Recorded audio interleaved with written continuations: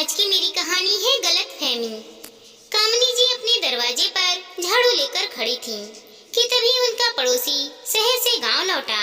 Station से अपने बेटे की मोटरसाइकिल पर पीछे बैठकर घर आया। कामिनी जी को देखकर उनका पड़ोसी मोटरसाइकिल से वहीं उतर गया। अपने बेटे को अपना बैग पकड़ाकर वह घर के अंदर जाने के लिए कहकर कामिनी जी के सामने जाकर खड़ा हो गया और बोला, अरे बहन, शहर में तुम्हारे बेटे ने इतना बड़ा मकान बनवा लिया है, तुमने तो हमारा मुंह मीठा नहीं करवाया। कामिनी जी सतब से खड़ी रह गईं और अपने पड़ोसी से कहने लगी, ये क्या कह रहे हो मनोहर भैया, मेरे बेटे ने कौन सा मकान बनवाया है? सुबह सुबह हमसे मजाक करते हुए तुम्हें जरा भी शर्म नहीं आती? मनोहर ही करके हंसने लगा और हंसते हुए कहने लगा, अच्छा कामिनी बहन, मिठाई खिलाने के लिए झूठ तो ना बोलो तुम्हारे बेटे ने शहर में इतना बड़ा घर बनवा लिया है और तुमको कुछ पता ही नहीं है। अभी कुछ दिन पहले ही तो तुम हमसे बोल रही थी कि अपने बेटे के घर जा रही हूँ, वहाँ पर तो तुम उस बड़े से आलीशान घर में रहकर आई होंगी, लेकिन तुमने हमसे कुछ नहीं बताया। पड़ोसी की बात सुनकर कामिनी जी का सर चकराने लगा। उन्हें कुछ समझ नहीं आ रहा था कि वह क्या बोल रहा है। वो हैरानी से बोली कि मैं तो अपने बेटे के घर शहर गई थी क्योंकि बहू की तबीयत बहुत ज्यादा खराब थी। बहू को देखने के लिए ही तो मैं शहर चली गई थी, लेकिन वहाँ पर तो मैं उसके किराए के मकान में ही रही थी। फिर उसने तो मुझे कुछ नहीं बताया। तब मनोहर अपना माथा पीटते हुए बोला, तब तो लगता है कामिनी बहन, तुम्हारे बेटे की नीयत में ही कुछ खोट है। मैंने तो खुद अपनी आंखों से देखा, वह बड़े से घर के आगे खड़ा होकर माली से बगीचे में फूलों में पानी डलवा रहा था। फिर कामिनी जी कहने लगी, भैया तुम्हें कोई गलत फहमी हुई होगी। तब मनोहर कहने लगा, नहीं कामिनी बहन, पीछे पीछे तुम्हारी बहुरिया भी कुर्सी लगाकर बैठी हुई थी और न्यूज़पेपर पढ़ रही थी। मेरे मन में आया कि मैं पहले जाकर उससे मिल लूं। फिर मैंने सोचा कि भाई इतना बड़ा आदमी हो गया है, पता नहीं हमको पहचानेगा कि नहीं, इसीलिए मैं नहीं गया और वापस चला आया। अब यहाँ तुम्हारे पास आया तो पता चल रहा है कि तुम्हें भी उसने अपने नए मकान के बारे में कुछ नहीं बताया। फिर तो मुझे क्या ही पहचानता। इतना कहकर मनोहर वहाँ से अपने घर को चला गया। कामिनी जी को तो जैसे सदमा ही लग गया हो, वह मूर्ति की भांति वहीं खड़ी रह गई। तभी अंदर से उनके पति रमेश जी चिल्लाते हुए बोले, अरे कहाँ गई? देखो सब्जी पक गई कि नहीं, जरा एक बार आकर तो देख लो। कामिनी जी लपकती हुई घर के अंदर आईं। आज सुबह सुबह उन्होंने घर के पिछवाड़े से कटहल तोड़कर कटहल की सब्जी बनाई और दाल के पकौड़े बनाने का मन था, लेकिन बेटे के बारे में यह सब सुनते ही उनके सारे बने बनाए मन पर पानी फिर गया था। सब्जी तो बनकर तैयार हो गई थी, दाल की पकौड़ी बनाने के बदले उन्होंने चावल चढ़ा दिया। यह देखते ही रमेश जी कहने लगे, अरे भगवान, आज तो तुम दाल की पकौड़ी बनाने वाली थी ना, फिर चावल क्यों चढ़ा रही हो तुम? तब कामिनी जी कहने लगी, आज तो मेरे गले से एक निवाला भी नीचे नहीं उतरेगा। आपको पता है कि हमारे बेटे ने शहर में क्या किया है? तब रमेश जी कहने लगे, क्या हुआ, क्या किया है मेरे बेटे ने? तब कामिनी जी कहने लगी, मेरे बेटे रघु ने शहर में अपना नया घर बनवाया है और हमें तो उसने कानों कान तक खबर नहीं लगने दी। कहते कहते वह रोने लगी। पत्नी की बात सुनकर रमेश जी सोच में पड़ गए और कहने लगे, अरे भगवान, अभी कुछ दिन पहले ही तो तुम शहर गई थी ना, अगर उसने नया मकान खरीदा होता तो तुम्हें नहीं बताता? वह मुझसे पूछे बिना नया मकान थोड़ी ना खरीदेगा, और मैं अपने बेटे को अच्छे से जानता हूँ। मैंने उसे पढ़ाने लिखाने के लिए अपने गांव की सारी जमीन बेच दी। अपने घर के बाहर एक छोटी सी किराने की दुकान खोलकर किसी तरह गुजर बसर कर रहा हूँ। मैंने तो अपने बेटे से साफ साफ कह दिया था कि शहर जाकर खूब कमाना, कमाने के बाद सबसे पहले तुम्हारे पास जब पैसे इकट्ठा हो जाए तो अपनी इस गांव की छोटी सी झोपड़ी की मरम्मत करा देना। मुझे अपने बेटे पर पूरा भरोसा है, वह मुझसे पूछे बिना वहाँ शहर में नया मकान कैसे बनवा सकता है। कामिनी जी रसोई की छत पर देखती हुई बोली, वो देखो, वो रही टूटी छत जिससे अभी सूरज की रोशनी छनकर अंदर आ रही है। बारिश में यही छत पानी बरसाने लगता है।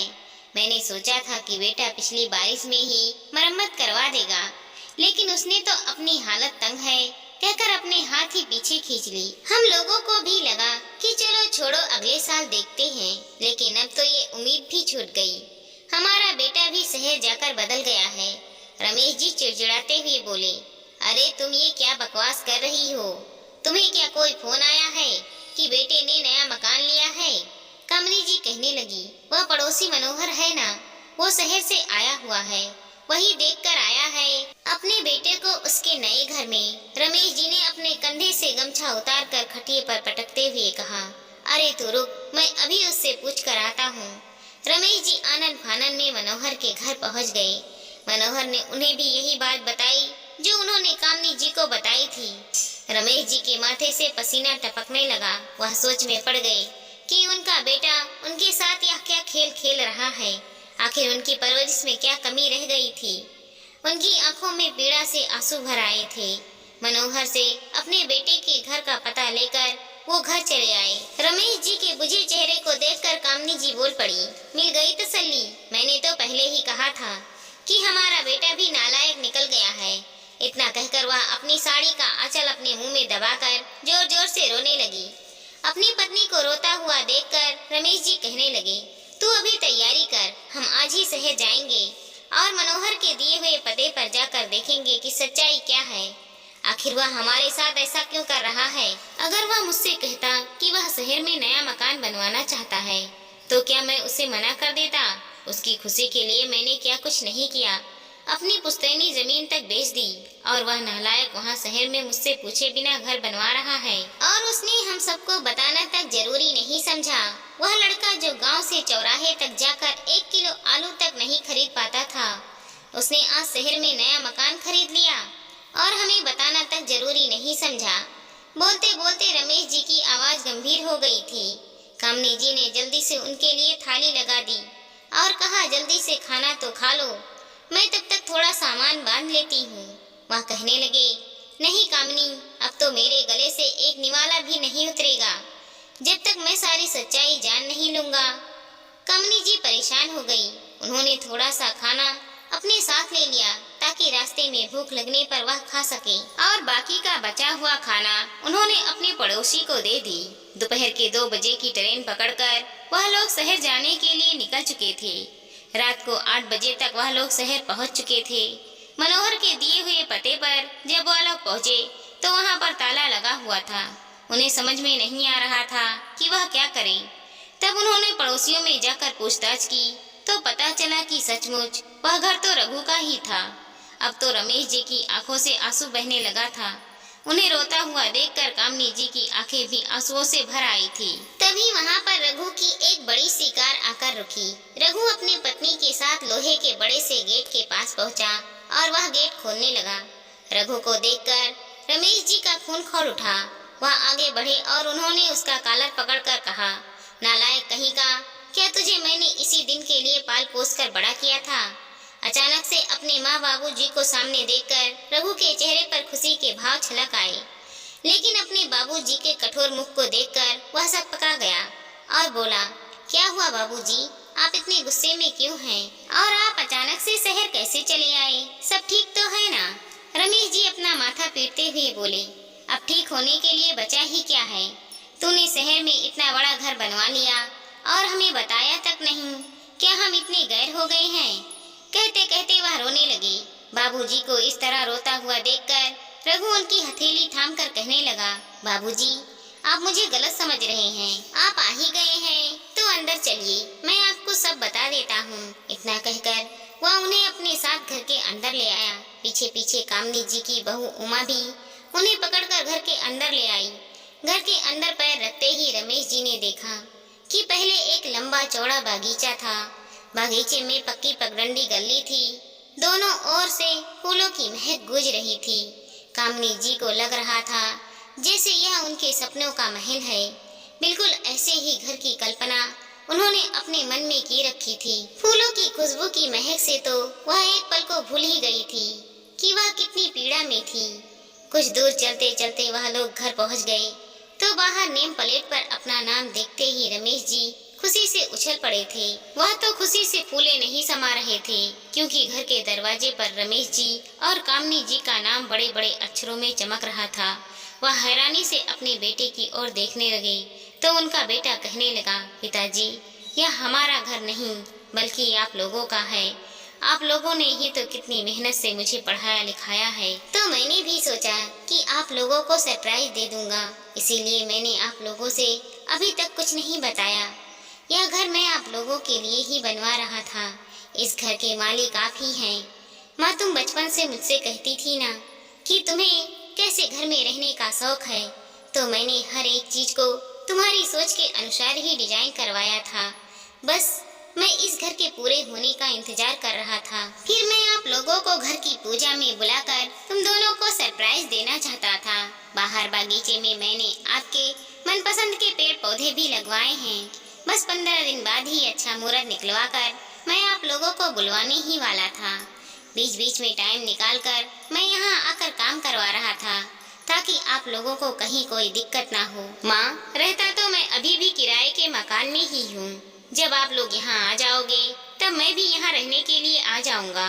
और पिताजी, अब आपको गांव में अकेले रहकर वहाँ दुकान करने की अब जरूरत नहीं है। अब आप यहाँ अपने बेटे बहू के साथ आराम की जिंदगी काटिए। हमारे पास किसी चीज की कोई कमी नहीं है। और हाँ पिताजी, आपकी पुरखों की जमीन जो आपने बेची थी वह भी मैंने खरीदने की बात करके रखी है। मैं आप लोगों को एक साथ दो सरप्राइज देना चाहता था, लेकिन पता नहीं आप लोग यहाँ अचानक कैसे पहुँच गए। अब तो कामनी जी की आंखों से प्रसन्नता के आंसू आने लगे थे। उन्होंने अपने बेटे बहू को आशीर्वाद देते हुए कहा, हमेशा खुश रहो बच्चों, तुमने तो हमारा नाम रोशन किया है। हम तो बहुत खुश हैं। वो बात दरअसल यह थी कि गांव के मनोहर काका यहाँ से गांव जा रहे थे, तो उन्होंने तुम्हें देख लिया था। उन्होंने ही जाकर हमें बताया। हमारे तो होश उड़ गए थे कि हमारा बेटा क्या इतना हमको पराया समझने लगा है कि उसने हमें अपने नए मकान के बारे में बताया तक नहीं। हम तो सोचते थे कि बेटे और बहू अपने नए घर में नई दुनिया बसाने के बारे में सोच रहे हैं, लेकिन तुमने तो सच में बेटा हमें जीवन की सबसे बड़ी खुशी दी है। इतना कहकर उन्होंने अपने बेटे बहू को अपने गले से लगा लिया। रमेश जी ने भी अपने बेटे के सिर पर हाथ रखते हुए कहा, सच में बेटा हो तो हमारे बेटे जैसा।